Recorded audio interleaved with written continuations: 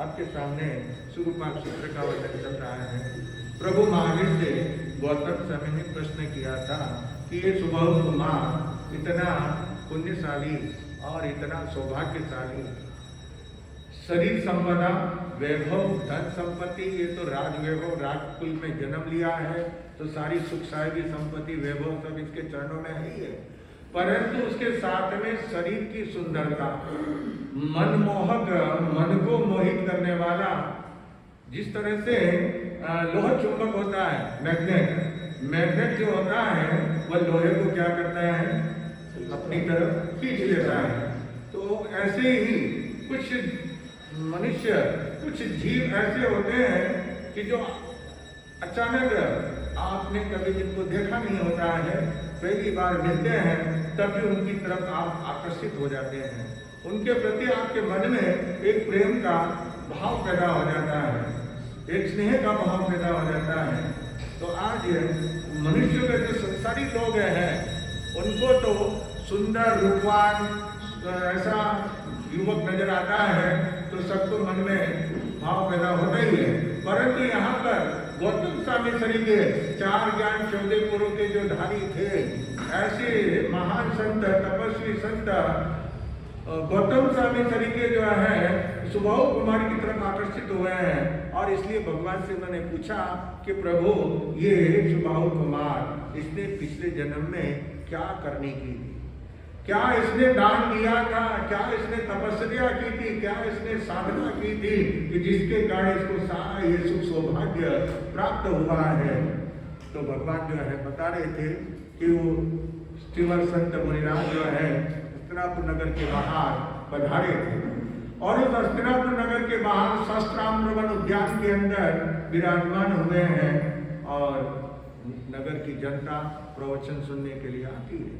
प्रवचन सुनकर के सब अपने स्थान के ऊपर उन आर्य धर्मघोष मुनिराज के साथ में, आचार्य के साथ में 500 उनके शिष्य थे।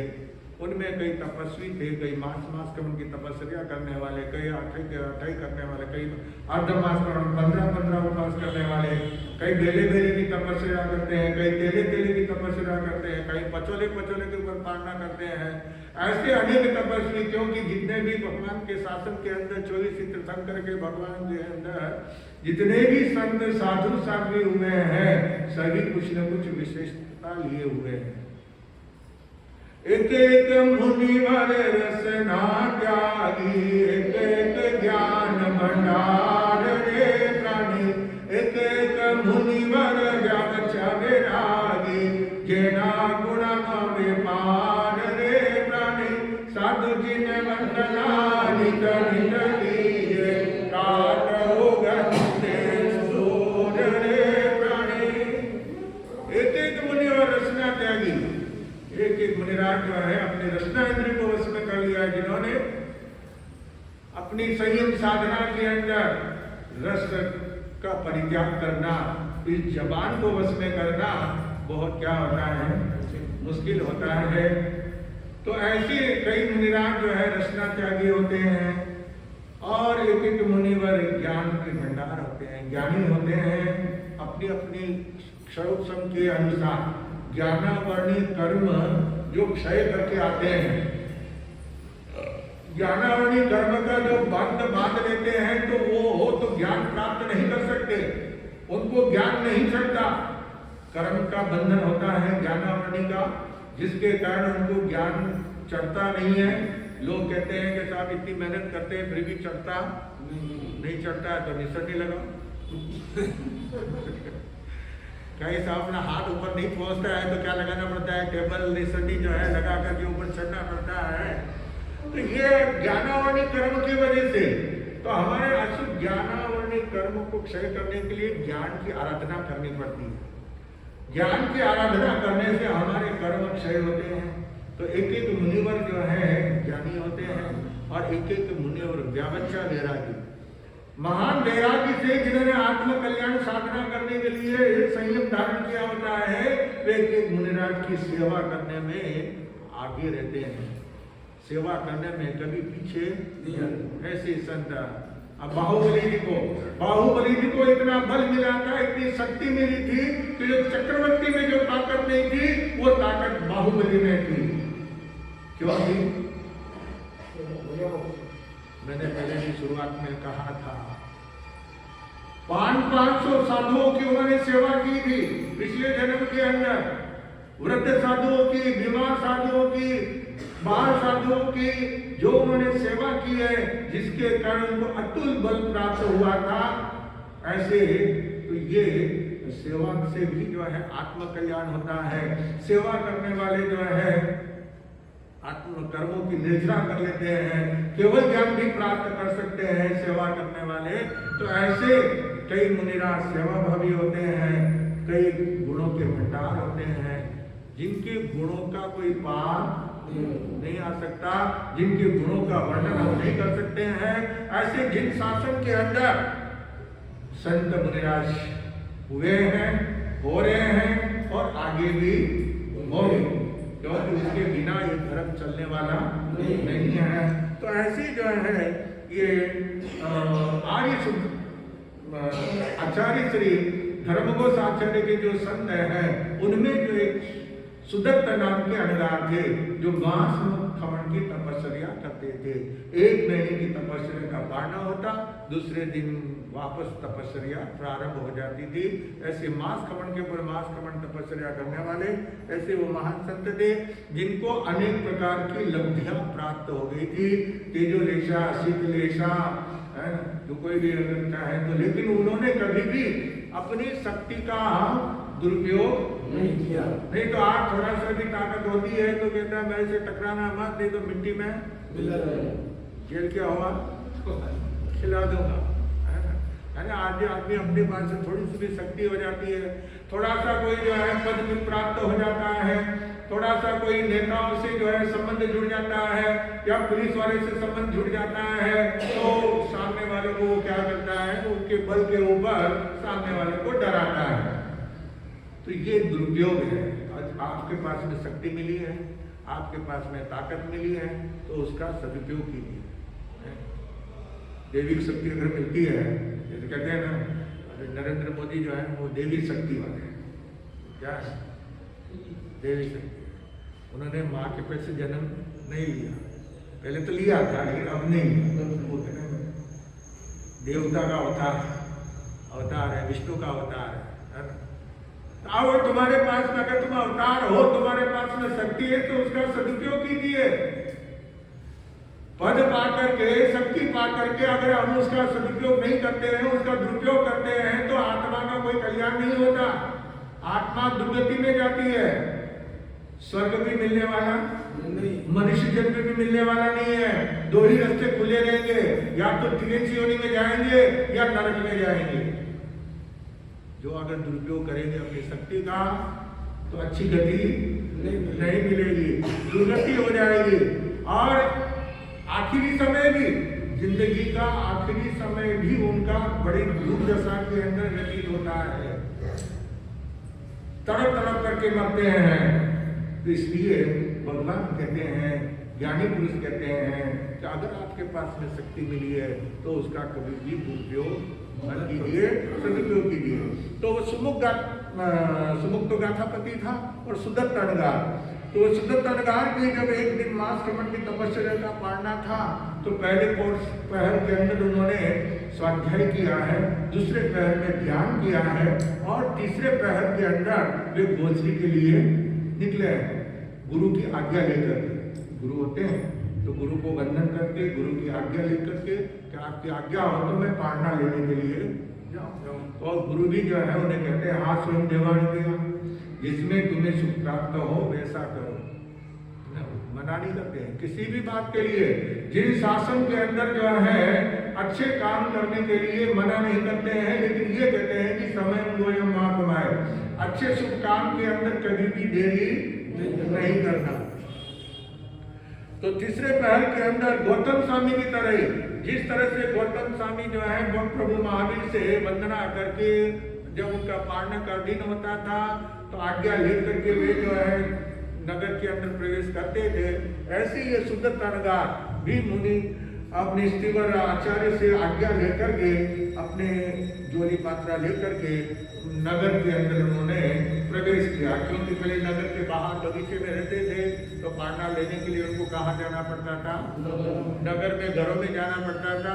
तो नगर के अंदर उन्होंने प्रवेश किया है और प्रवेश करके तेरह से में कहा वे सुतन करे जमानम पसी पसता हत उठे आसन हो अबुधे अबुधीता पाय विडाओ पचुरे पचुरे हिता पाओ याओ ओमो योमो हिता एक साड़िया मुत्रा सगम करे करेता सुदत्तम अनगारम संतक्त परायम पचु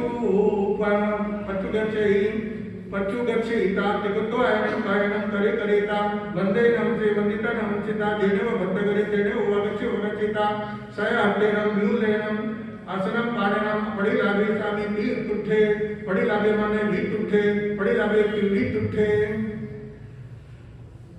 मुनिराज जो है आहार लेने के लिए नगर के अंदर उन्होंने प्रवेश किया है और वे घरों में विचरण करते हुए सुमुख गाथापति, जिसका हम पहले वर्णन कर चुके हैं, 2 दिन पहले से जिनका वर्णन चल रहा था, वह सुमुख गाथापति जो है उनके घर के सामने मुनिराज पहुंचे हैं।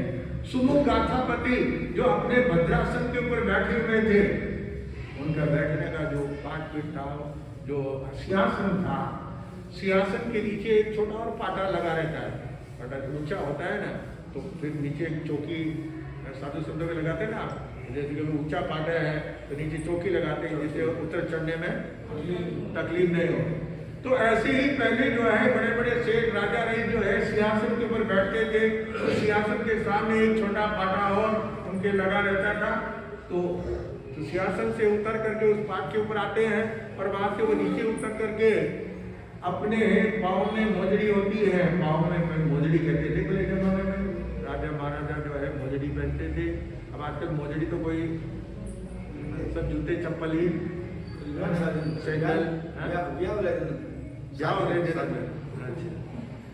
शादी होती है तो उस दिन वो मोजड़ी मखमल की होती है ना, तो वो पहनाते हैं बिंद्राजा को। तो वैसी जो है वो उसको उन्होंने एक तरफ पहले निकाला है और निकाल करके मुनिराज को देखा है, तो वो उठ करके अपने आसन से, तुम्हारे को आना है तो आ जाएंगे, अपने घर में बैठे रहो, सामने जाने की क्या जरूरत है। लेकिन ये विनय बताता है आपकी भक्ति कितनी है कि आप जैसे साधु संत सामने नजर आते हैं तो आप अपने आसन से कैसे उठते हैं, कैसे विनय करके सामने जाते हैं, सामने जाकर के कैसे उनको वंदन नमस्कार करते हैं, और वंदन नमस्कार करते हुए भी थोड़ा समय भी देखना पड़ता है। कई लोग क्या करते हैं कि अब जैसे हम सुनाएंगे तो फिर वो वैसे करने लग जाएंगे, और वैसे करने लग जाएंगे तो उसमें बहुत कभी कभी कठिनाई आ जाती है। तो समय देखा जाता है कि किस समय किस प्रकार जो है वंदन करना है। इधर मुनिराज जो है कुछ परखने के लिए जा रहे और बीच में आ जाकर के वंदना करेंगे तो क्या होगा, कभी होगा ऐसा। इधर मद्रास की इधर आसपास की बात है, सीतापुर मुक्तिपदेश संप्रदाय के आचार्य जो है वो निकल रहे थे और भाई जो है बीच में आ गया वंदना करने के लिए, स्वामी महाराज गिर गए, पड़ गए उसके ऊपर एकदम बीच में, वो चलते हुए। अब मुनिराज खड़े हैं, बैठे हुए हैं, आप उसके समय वंदना करते हैं, वो बहुत अच्छा है। अभी तक तो चल रहे हैं और चलते हुए बीच में हाथ डालते हैं पाँव के हाथ लगाने के लिए, तो असुविधा होती है। मुनिराज को भी असुविधा हो सकती है और आपको भी असुविधा हो सकती है। और रास्ते बिहार के अंदर जैसे चलते हुए सामने रोड के ऊपर मिलते इधर तो गाड़ियां ट्रैफिक आ रही है और वहां पे बैठे रहते हैं, अरे भाई तो गाँव में कर लीजिए वहां बैठे रहना, ट्रैफिक चल रहा है। बहुत सारे ऐसे एक्सीडेंट हो गए वंदना करने के अंदर। बेरमो के अंदर, झारखंड में बेरमो है, धनबाद जरिया वगैरह, वहाँ पे बेरमो जो स्टील के साथ स्टील प्लांट है उधर स्टील बनता है, वहां पे सती जी जो है वो विवाह करके आए और उनके समय मेरागन भी थी और भाई बहने जो है सामने लेने के लिए गए और दरवाजा गाड़ी आई, ऐसा एक्सीडेंट हुआ उसमें सती भी गई, वो साविका भी गई, वो मेरागन भी गई। क्या तो समय देखना, कौन सा समय है, इस समय में कैसे हम उनको साधा। और कभी महाराज ध्यान में बैठे हुए हैं, बथेरे बंदानी जोर से, अरे भाई महाराज ध्यान हो जाता है, ध्यान हो गया, उसके बाद में तुम्हें कितनी वंदना करना हो, 1008 बार वंदना करो ना, वो नहीं करेंगे, है ना। लेकिन ऐसे समय के अंदर लोगों को दिखाने के लिए, है ना, क्या हमारी कितनी भक्ति है, वो दिखाने की जरूरत नहीं है। भक्ति होती है दिल से होती है, आत्मा से होती है, उसको बाहर दिखाने की आवश्यकता नहीं है। इसलिए विवेक होना बहुत जरूरी है। हमारे अंदर विवेक की आवश्यकता है, विवेक की हमारी कमी है, जिसकी वजह से सारी अड़चनें होती है, सारी तकलीफें आती है। तो यहाँ पे बता रहे हैं, वो सुमुख गाथापति ने मुनिराज को देखा, देख करके उठ करके वो सामने गया और सामने जा करके विधि सहित, आप पहले जमाने की विधि तो अपन करते ही नहीं है। पहले विधि होती थी प्रदक्षिणा देते हुए वंदना करना। जैसे आप मंदिर में जाते हैं तो मंदिर के अंदर जो वो गबारा होता है ना, मूर्ति के चारों तरफ क्या करते हैं, परिक्रमा।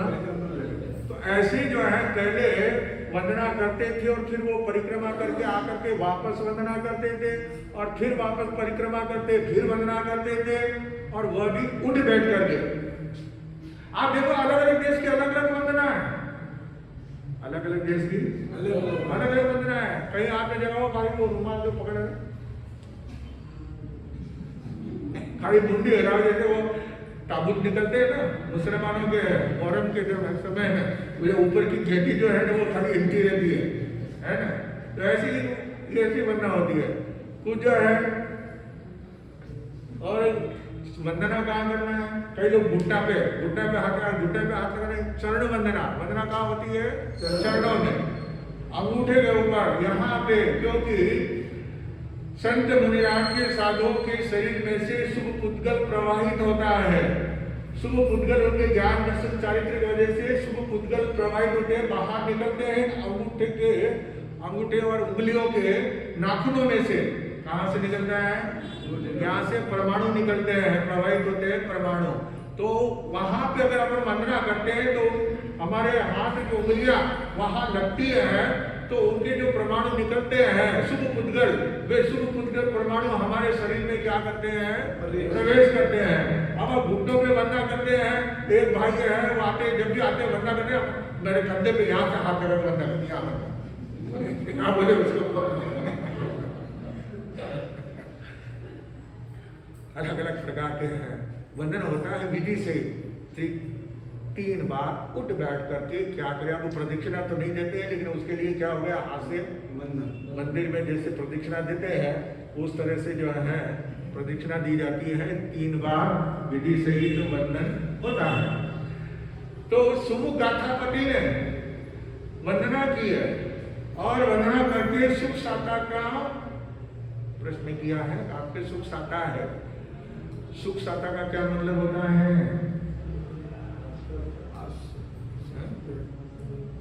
आपके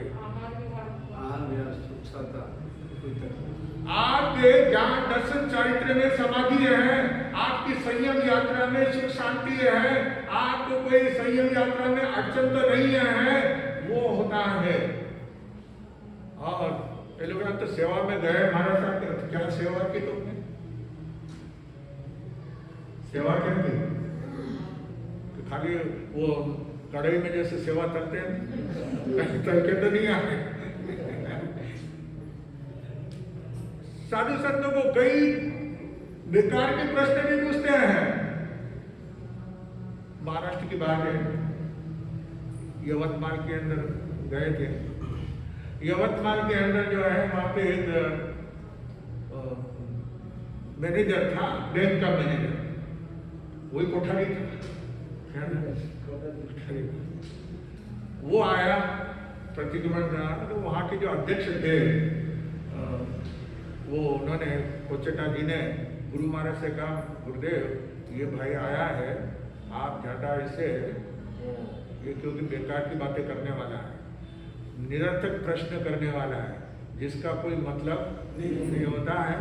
गुरु महाराज कहता कोई बात नहीं भाई, कोई बात नहीं, प्रश्न पूछेगा, मुझे उत्तर आएगा तो मैं दे दूंगा, नहीं आएगा तो उससे सुन लूंगा, और इसमें इसमें कोई शर्म की बात तो नहीं, क्योंकि संसार में इतने प्रश्न हैं, हजारों लाखों प्रश्न हैं हमारे सामने, तो सभी का तो अर्थ नहीं मालूम होता है? तो हमारे पास में 4 ज्ञान 14 गुरु का ज्ञान तो है नहीं है, पूर्ण सभी शास्त्रों का ज्ञान भी सभी साधु को पूरा नहीं होता है, तो इसमें क्या बड़ी बात नहीं है, ठीक।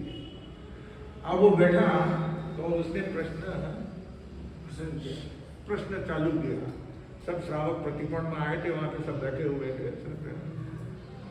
24 तीर्थंकर के अंदर 2-2 नाम वाले कितने भगवान हैं? क्या पूछा? आपको पूछिए 24 तीर्थंकर के अंदर 2-2 नाम वाले कितने भगवान हैं?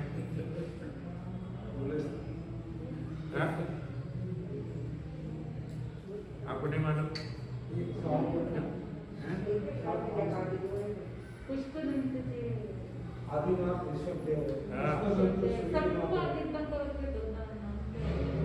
वो तो हजारों नाम से पुकारे जाते हैं, 1008 नाम है। ऐसे तो तीर्थंकरों के 1008 नाम है ना? जैसे राम के 1008 नाम है, विष्णु के 1008 नाम है, शिव जी के 1008 नाम है, ऐसे ही हमारे तीर्थंकरों के भी 1008 नाम है।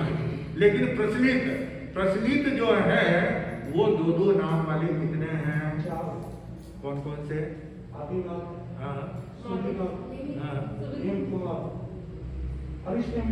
एक ही नाम, नेमी कुमार बोलो, अरिष्ट ने भी बोलो, बात वही की है।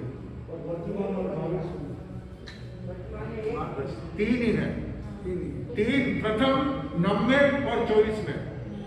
पहले तीर्थंकर ऋषभदेव भगवान और आदिनाथ, 90 सुविधिनाथ भगवान और पुष्पदंत। हमारे अंदर में पुष्पदंत कम बोलते हैं और दिगंबर के अंदर पुष्पदंत ही बोलते हैं, वहां पे सुविधिनाथ नहीं बोलते हैं, सुविधिनाथ नहीं बोलते हैं, वहां पुष्पदंत ही बोलते हैं। और आपको लोकस के अंदर जो है ना नाम मिल जाता है, सुविहिंच पुष्पदंतम, क्या सुविहिंच, सुविधिनाथ, च का मतलब होता है और, च का मतलब और, पुष्पदंत, पुष्पदंतम यानी पुष्पदंत। तो ये 3 ही नाम होते हैं। गुरु महाराज ने कहा भाई तो गुरु महाराज की कृपा से छोटे बच्चे जो थोड़ा सीखा हुआ होता है लोकस वगैरह और थोड़ा ज्ञान सीख लेता है, तो उसको भी छोटे बच्चे को भी आ जाता है, तो भाई ये तो जो है ये 3 नाम है। फिर वो करते करते उसने जो है लड़ाई झगड़े की बातें शुरू कर दी, है ना? वो मारा जाए, उन्होंने ऐसा किया, वो मारा जाए, उन्होंने ऐसा किया। वो महाराज ने तो जवाब नहीं दिया, लेकिन वो श्रावक ही जो है वो समझ लेगा कि ये लड़ाई के मूड में है, ये संघ के अंदर झगड़ा कराने वाले, संघ में झगड़ा पैदा करने वाले, संघ को तोड़ने वाले लोग होते हैं, तो वो ऐसा कार्य करते हैं। इसलिए वो श्रावक जी बोले गुरुदेव मंगली सुनाइए, अब आपका काउंसलिंग करने का ध्यान का समय हो गया, आप आराम कीजिए, टाइम हो गया। भाई उठो श्रावक जी रवाना।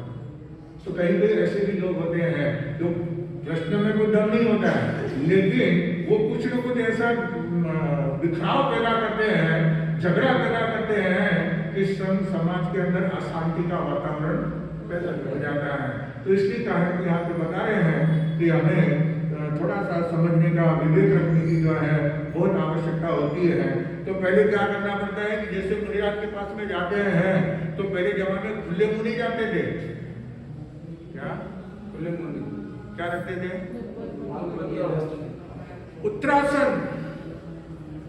उत्तरासन रखते थे, जो एक दुपट्टा होता था जो गले के अंदर जो है लपेट के रखते थे। जैसे आप किसी के मौत बरकत में जाते हैं ना, ज्यादा रिलेशन ज्यादा होता है तो उसके मौत बरकत में जाते हैं तो लाल रंग का क्या डालते हैं गले के अंदर? बच्चा डालते हैं ना, कम जाएगा लेकिन डालते हैं ना, है?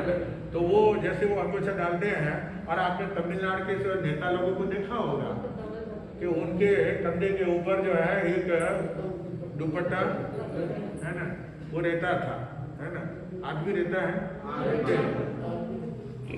तो यही स्थिति हमारे समाज की थी कि हर श्रावक के कंधे के ऊपर गले में एक दुपट्टा रहता था हमेशा, कि जैसे वो धर्म स्थान में जाते हैं, जैसे साधु संतों के सामने जाते हैं तो मुंह के ऊपर उसको क्या करते थे? लगा लेते थे।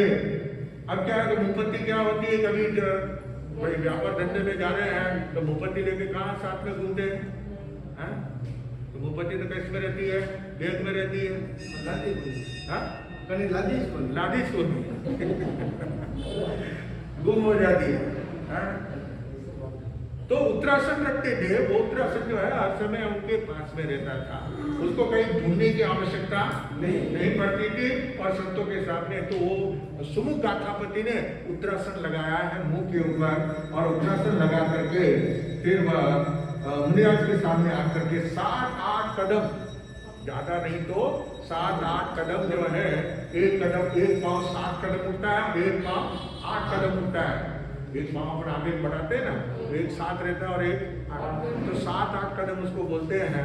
तो वो सामने जाकर के विधि सहित प्रदक्षिणा देते हुए वंदन नमस्कार किया है, और फिर वंदन नमस्कार करके विनंती करते हैं कि आज हमारा अहोभाग्य है, आज मैं भाग्यशाली हो गया, आज मैं पुण्यशाली हो गया कि सद्गुरु आए आंगन में, सद्गुरु आए आंगन में, खुशियाँ छाई कण कण में, खुशियाँ छाई कण कण में। आज सद्गुरु मेरे आंगन में आ गए हैं, आज खुशी का पारावार नहीं है, मेरा रोम रोम जो है पुलकित हो रहा है, आनंदित हो रहा है, मन मयूर नाच रहा है।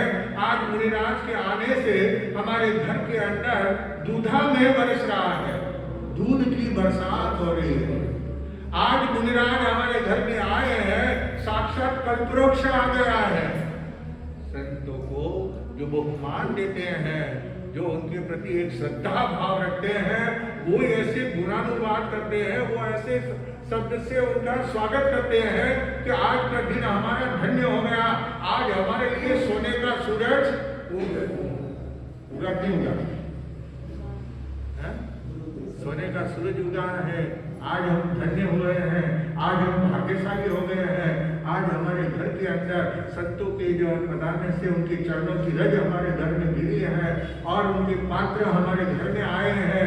हमें आज सुपात्र दान देने का अवसर मिल रहा है, तो अपने आप को जो है भाग्यशाली मानते हैं, पुण्यशाली मानते हैं। तो ऐसे सुदत्तानगार का सुमुख गाथापति ने स्वागत किया है, और उनको आहार पानी लेने की विनती कर रहे हैं। अब वो भोजनशाला में लेके आएंगे, कैसे दान देते हैं, किस तरह से कैसे भाव होते हैं, वो आगे कल अपन सुनने से पता चलेगा।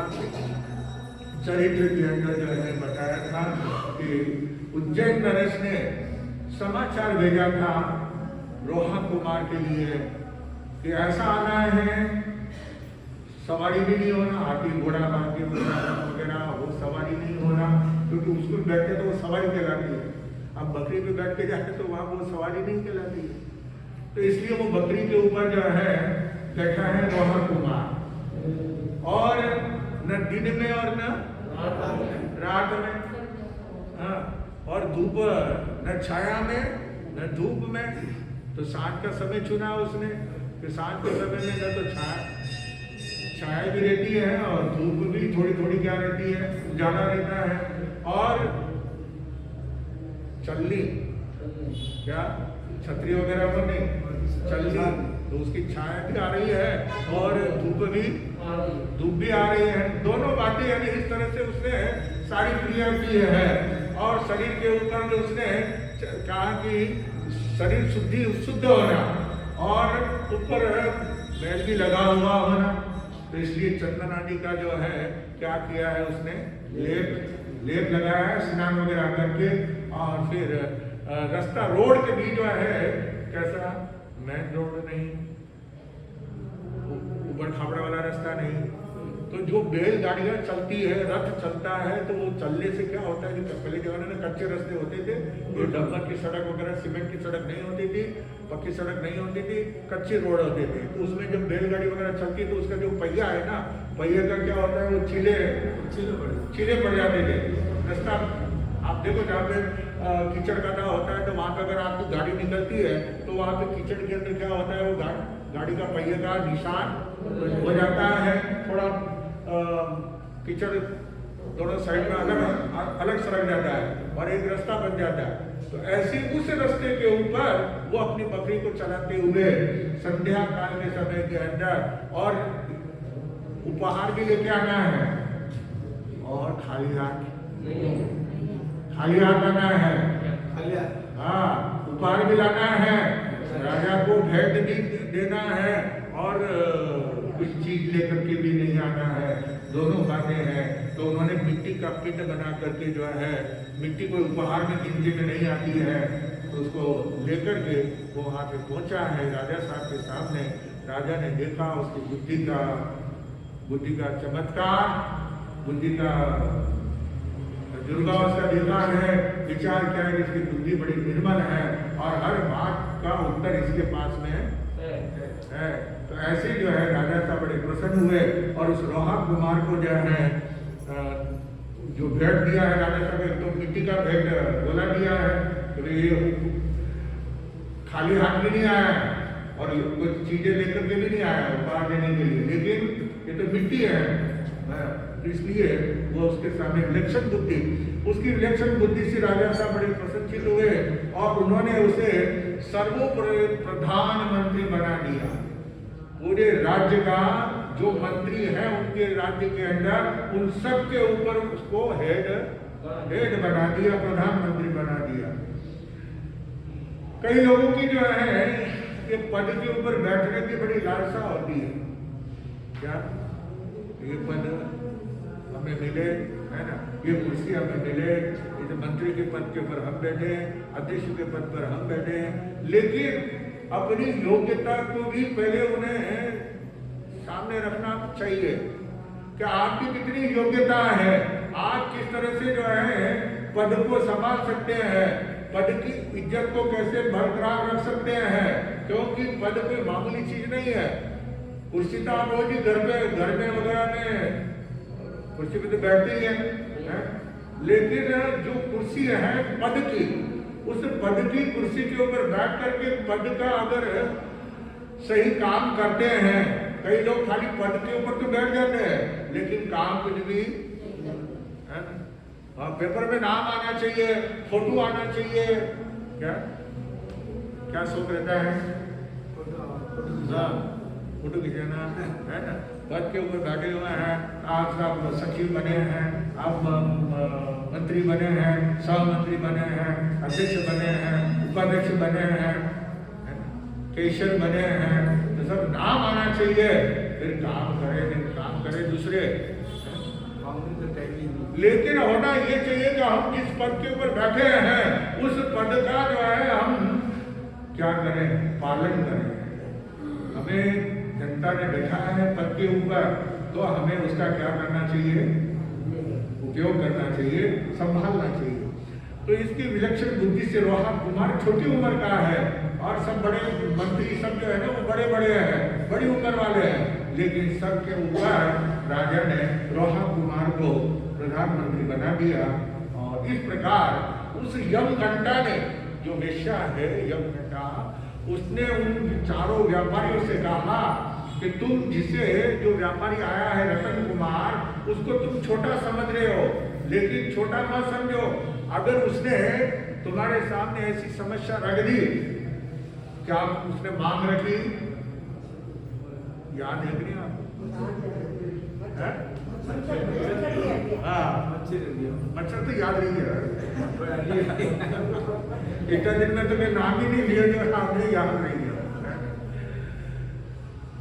तो मच्छर की हड्डियां, है ना, वो जहाज में भरने के लिए अगर बोल देगा 7 जहाज भरे तो तुम्हारी नानी याद आ जाएगी, एक जहाज भी नहीं भर सकते, है तो 7 जहाज कैसे भरेंगे?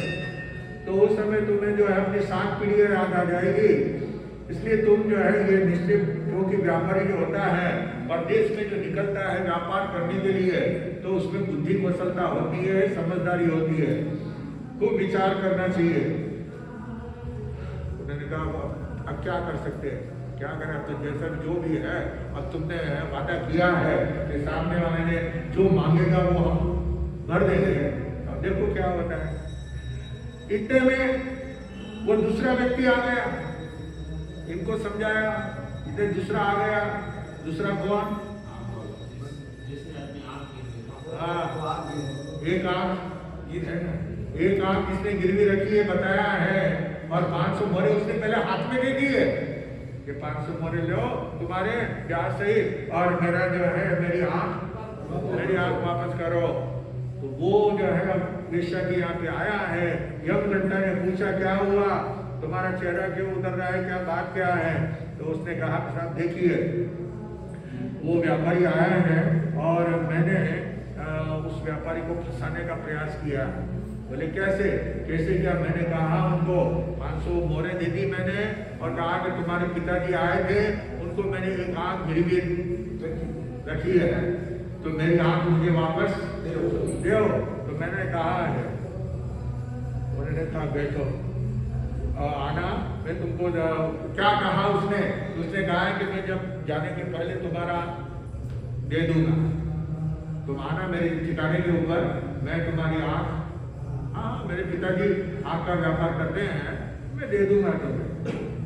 तो हे माता, मैं तुम्हारी सहायता लेने के लिए आया हूँ कि कैसे जो है कार्य करूँ। वो सामने वाले से आंख का बदले में क्या लेना।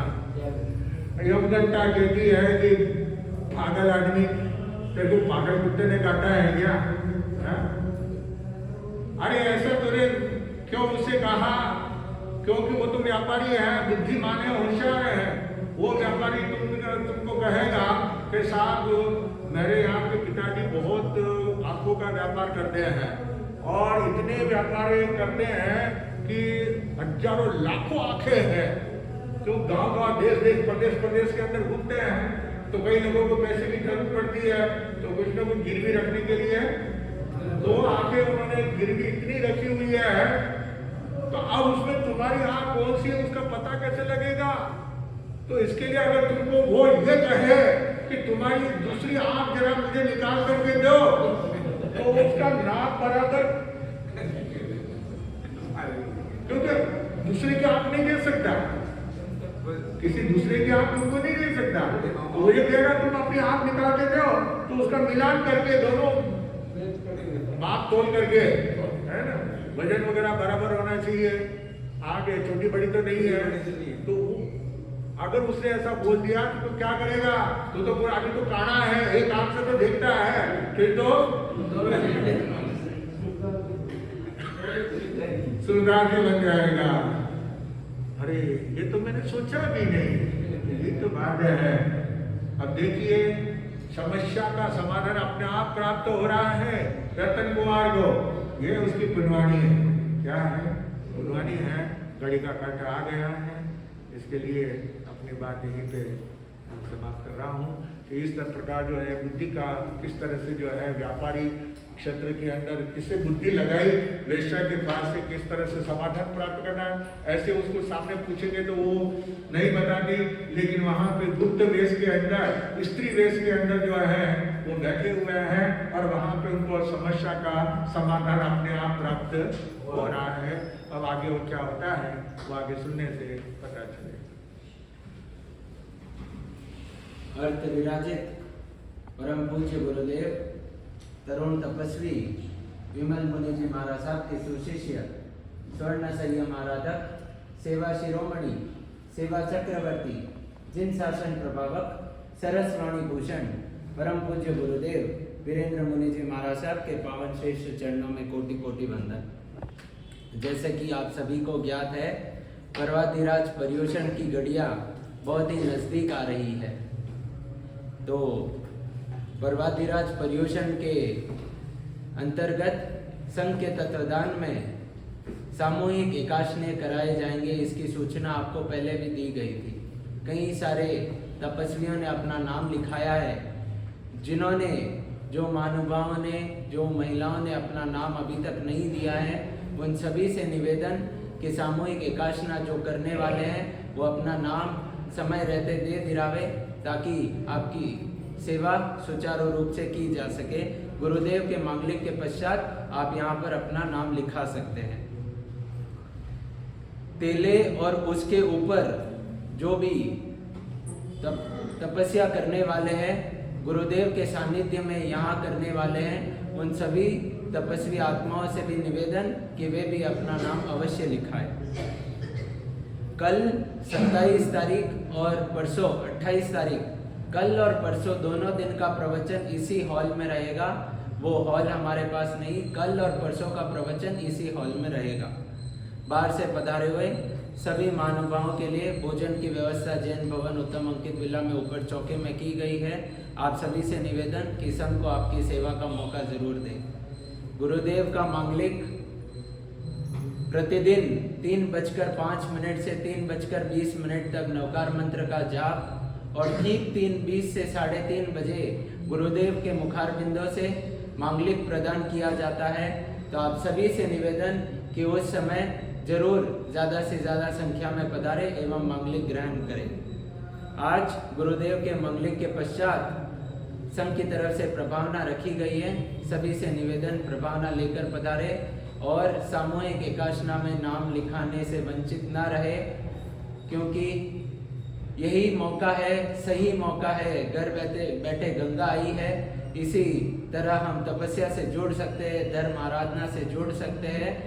पहले 7 दिन एकाशने रहेंगे, 8वें दिन उपवास और 9वें दिन पारना की व्यवस्था भी संघ की तत्वधान में की गई है। सभी से निवेदन अपना नाम जरूर लिखाए।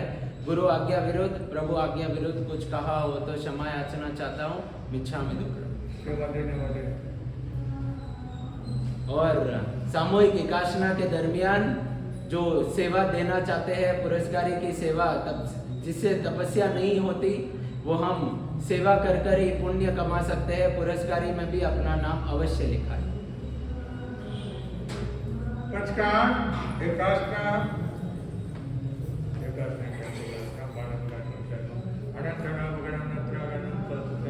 वो श्री एकाशना करने वालों को धन्यवाद।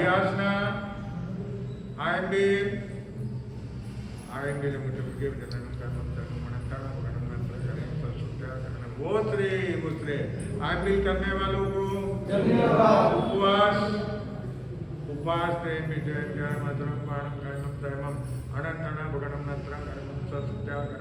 वो श्री तपस्या करने वालों को धन्यवाद। नहीं करने वालों से अच्छा। आज की माला जो है चंदा प्रभु, 8वें तीर्थंकर चंदा प्रभु भगवान के नाम की एक माला पहना। और अभी जब तक नहीं खाते तब तक का बचकान है। और आज अष्टमी है, पार्वावधी अष्टमी है। तो अष्टमी का जो है जो पालन करना चाहते हैं तो रात्रि भोजन है, लीलोती है, जमीकंड है, होटल है, सिनेमा है ना। जो भी धार लेना बचकान दूसरा बनता वैसा का 10 रुपये निकाल लीजिए। वो श्री चतारी मंगलम यंता मंगलम सिद्धा मंगलम साहु मंगलम केवले परंतु नमो मंगलम। चतारी लोकतमा यंता लोकतमा सिद्धा लोकतमा साहु लोकतमा केवले परंतु नमो लोकतमा। चतारी शरणं प्रपद्यामि अरिंदे शरणं प्रपद्यामि सिद्धे शरणं प्रपद्यामि साहु शरणं प्रपद्यामि केवले परंतु नमो शरणं प्रपद्यामि। अरिहंतों का शरण, सिद्धों का शरण, साधुओं का शरण, केवले प्रपद्यामि ध्रुव का शरण। 4 सन्ना 4 मंगलिक 4 उत्तम और सन्ना नहीं कोई होगा। जो भव्य प्राणी करे आराधन उसका जल अमर पद होगा। अंगूठे अमृत बरसे अमितना भंडार श्री गुरु गौतम समरिए मनवांछित फल दाता। पावे पावन पानिए पावे दीजे दान पावे कर्म आराधिए पावे केवल ज्ञान पावे भजन निर्माण। भगवान महावीर स्वामी की जय। आचार्य सम्राट श्री उपनीत जी महाराज साहब की जय। आचार्य आत्मानंद महाराज साहब साहब की, आचार्य आनंद मिश्र जी महाराज साहब की, आचार्य देवेंद्र जी महाराज साहब की, आचार्य डॉक्टर शिवनी महाराज साहब की, आदित्य पूज्य श्री उमेश मुनि जी महाराज साहब की, कर्नाटक के श्री गौर तपस्वी श्री गणेश लाल जी महाराज साहब की, जैन निवारण प्रसिद्ध वट्टा रत्न मणिगुदे श्री चौथमल जी महाराज साहब की, रमण सूर्य मर्दन के श्री मिश्रा जी महाराज साहब की, युवाचार्य मधुकर मिश्रा जी महाराज साहब की, दादा गुरुदेव प्रवर्तक श्री वृद्धिचंद जी महाराज साहब की, गंगा बहुतारी आचार्य सम्राट श्री जयमल जी महाराज साहब की, सप्ताह बुद्धि आचार्य श्री नागालाल जी महाराज साहब की, आचार्य श्री हस्तिमल जी महाराज साहब की, आचार्य श्री सुमुनि जी महाराज साहब की, ज्ञान दक्षिण श्री दक्षरा श्री चंपालाल जी महाराज साहब की, स्वाध्याय श्री श्री पन्नालाल जी महाराज साहब की, तरुण तपस्वी गुरुदेव श्री विमल मुनि जी महाराज साहब की, सौराष्ट्र के श्री पूज्य श्री प्राणलाल जी महाराज साहब की, दादा गुरुदेव तपस्वी श्री मानक चंद जी महाराज साहब की, अनुशास्त्र गणाधिपति श्री तुलसी जी महाराज साहब की, आचार्य श्री पदम सागर जी महाराज साहब की, जैन धर्म की, वर्तमान श्रवण संघ की जय। अर्थ विराजित स्वर्ण संयम आराधक सेवा चक्रवर्ती सेवा शिरोमणि जिन शासन प्रभाव सरस्वती भूषण श्री वीरेंद्र मुनि जी महाराज साहब की जय। समस्त साधु साध्वी वृंद की जय। आज के आध्यात्मिक आनंद की जय। जय